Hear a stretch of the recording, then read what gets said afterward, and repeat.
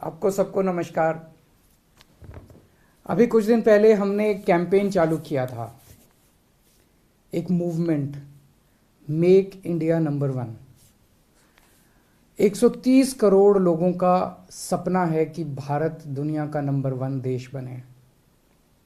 लोगों का प्रश्न है कि हमें आज़ाद हुए 75 साल हो गए, फिर भी भारत पिछड़ा क्यों रह गया?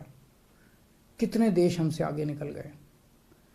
आज जब दुनिया में कहा जाता है कि भारत एक गरीब देश है, भारत एक पिछड़ा देश है, बहुत तकलीफ होती है। 130 करोड़ लोगों का सपना है कि भारत दुनिया का नंबर वन देश बने, भारत एक विकसित देश बने, भारत अमीर देश बने, भारत सर्वश्रेष्ठ देश बने, भारत शक्तिशाली देश बने। 130 करोड़ लोगों का सपना है।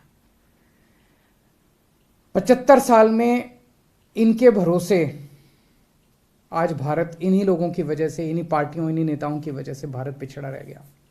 और अगर इनके भरोसे छोड़ दिया तो अगले 75 साल और भारत पिछड़ा ही रह जाएगा।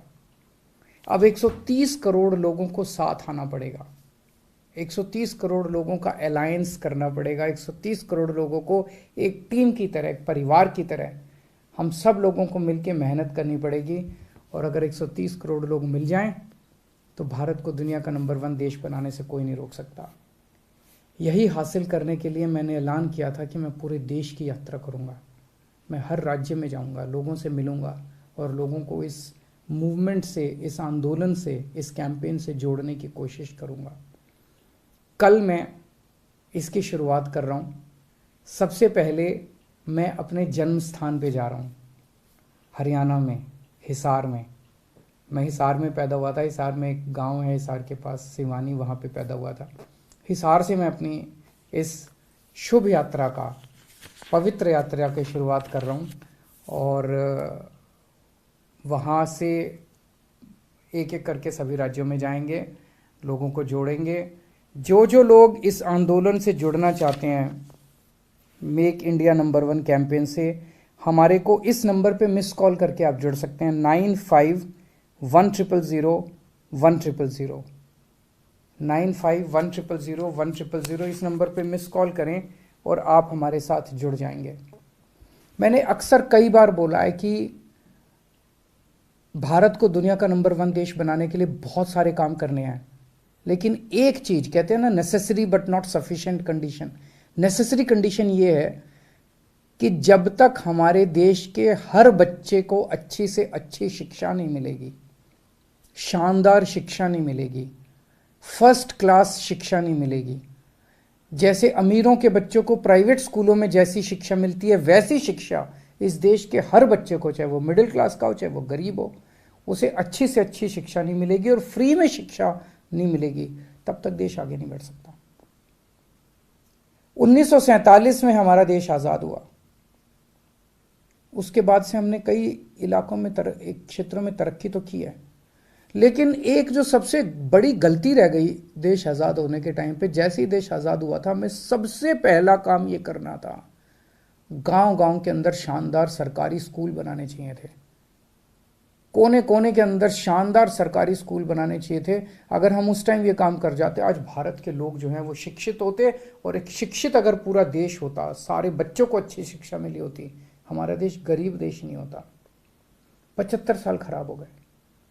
कल प्रधानमंत्री जी ने एक ऐलान किया कि 14,500 सरकारी स्कूलों को देश भर में अच्छा बनाया जाएगा, मॉडर्न बनाया जाएगा।